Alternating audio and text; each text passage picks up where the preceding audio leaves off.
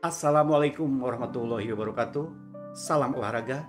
Selamat bertemu kembali dengan saya Asep Hendrasa dari channel Abinda Japri. Masih membahas materi tentang olahraga versus pendidikan jasmani. Pada bagian keempat ini saya akan membahas pendekatan-pendekatan dalam pendidikan jasmani serta jenis-jenis keterampilan gerak. Baiklah teman-teman semuanya, kita bahas saja langsung materi kita kali ini. Pendekatan dalam pendidikan jasmani ada beberapa bagian. Pendekatan yang pertama adalah movement education. Movement education ini lebih menekankan pada penguasaan keterampilan gerak. Tujuannya ada beberapa. Tujuan yang pertama adalah untuk meningkatkan kuantitas dan kualitas gerak secara terampil, efisien, efektif pada situasi yang terencana maupun tidak terencana.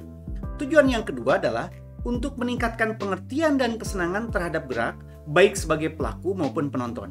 Dan tujuan yang ketiga dari movement education ini adalah untuk meningkatkan dan menerapkan pengetahuan tentang gerak manusia.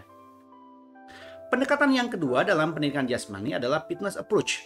Pendekatan ini lebih menekankan pada penguasaan pengetahuan, keterampilan, dan kualitas kesegaran jasmani peserta didik. Kita masuk di pendekatan yang ketiga dalam pendidikan jasmani, yaitu academic discipline approach.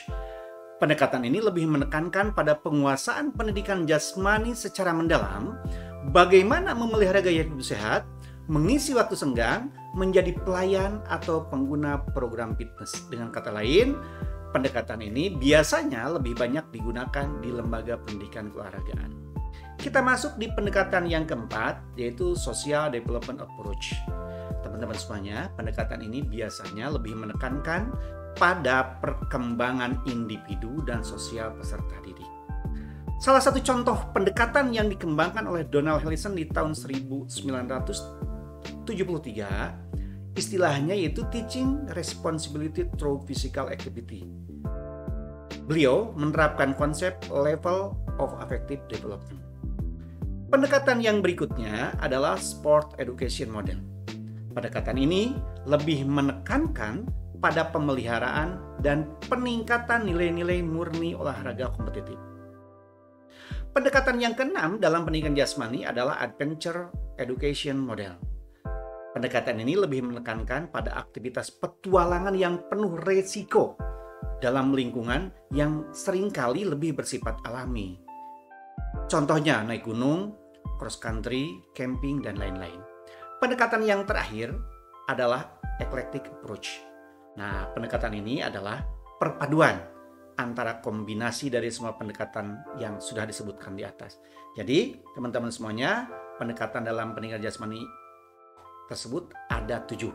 1. Movement education. Yang kedua, fitness approach. Yang ketiga, academic discipline approach. Yang keempat, social development approach. Yang kelima, sport education model. Yang keenam, adventure education model. Dan yang terakhir, yang ketujuh, eclectic approach. Bahasan berikutnya, kita masuk ke jenis-jenis keterampilan gerak. Jenis keterampilan gerak yang pertama adalah keterampilan dasar.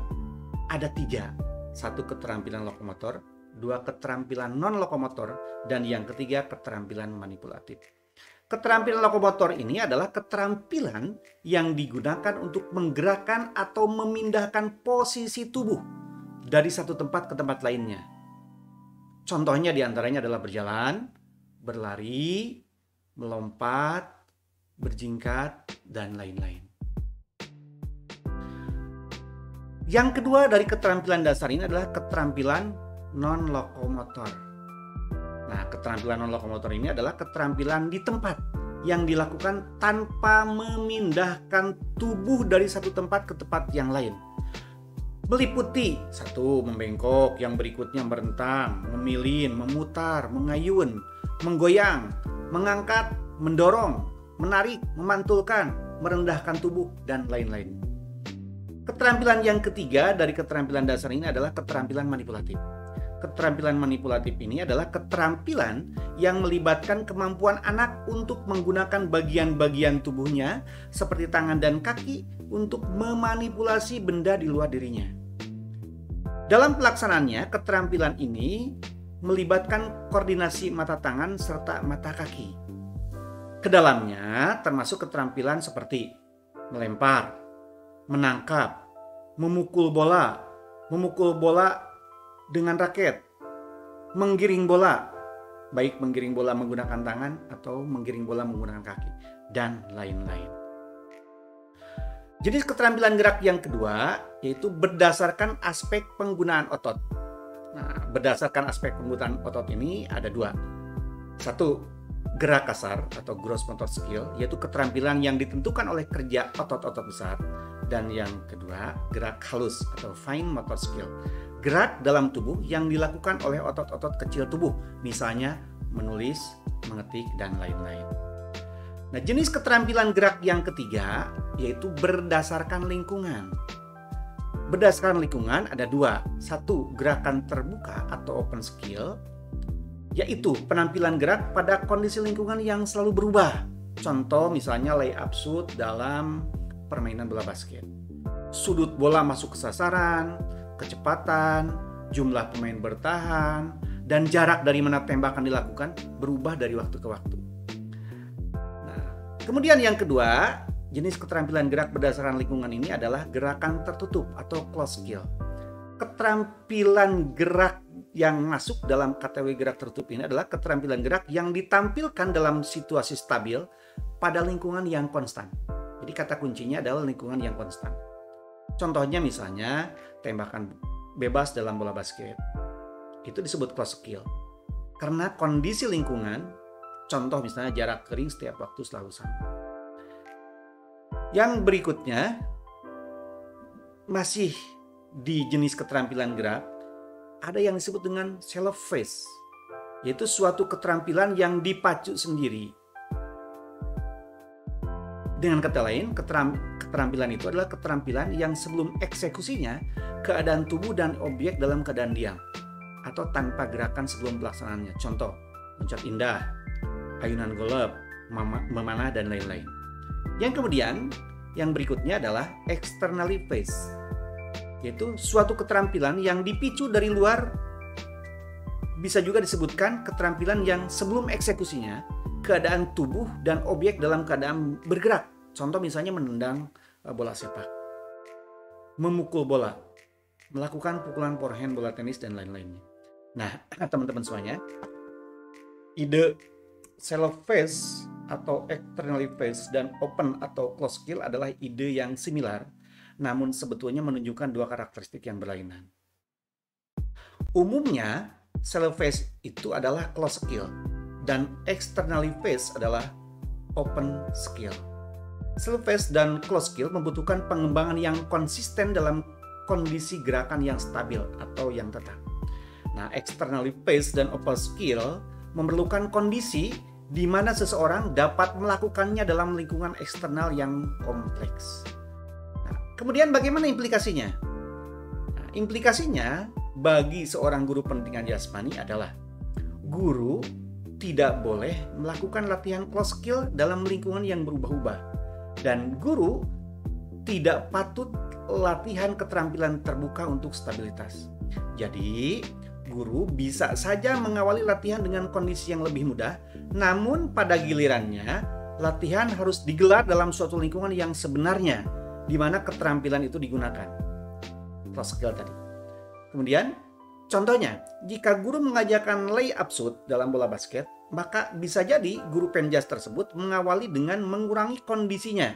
Misalnya, tidak memakai pemain bertahan atau memperlambat kecepatan gerakan. Tetapi kemudian secara bertahap ditambah pemain belakangnya atau ada pemain lainnya, atau keterampilan yang mendahului dan mengikuti layup atau arah dan juga jarak. Teman-teman semuanya, kita masuk di jenis keterampilan gerak yang berikutnya, yaitu berdasarkan aspek waktu gerak. Berdasarkan aspek waktu gerak ada 3. Satu, diskrit, yaitu suatu keterampilan yang tampak jelas awal dan akhir gerakannya. Contoh melompat, menendang, memukul. Keterampilan yang kedua, berdasarkan aspek waktu gerak itu adalah serial. Jadi serial ini adalah gerakan diskrit yang dilakukan berlanjut beberapa kali. Misalnya menangkap bola, kemudian mendribelnya, lalu kemudian mengoper. Gerakan yang ketiga jenis keterampilan gerak yang ketiga berdasarkan aspek gerak ini adalah continue. Continue ini menunjukkan pada awal dan akhir gerakannya selalu berubah-ubah. Misalnya mendribble bola basket, berenang, lari, dan lain-lain. Jenis keterampilan gerak yang kelima adalah berdasarkan aspek fungsi gerak. Ada 3 sebetulnya. 1 stabilization, yang kedua locomotion, yang ketiga manipulation. Nah, stabilisasi adalah kegiatan dalam mencapai dan mempertahankan keseimbangan. Contoh, gerak duduk dan berdiri, kemudian keseimbangan pada balok sempit. Bagaimana kemudian yang locomotion? Yang locomotion ini adalah gerakan yang melibatkan perpindahan posisi badan dari satu titik ke titik yang lain.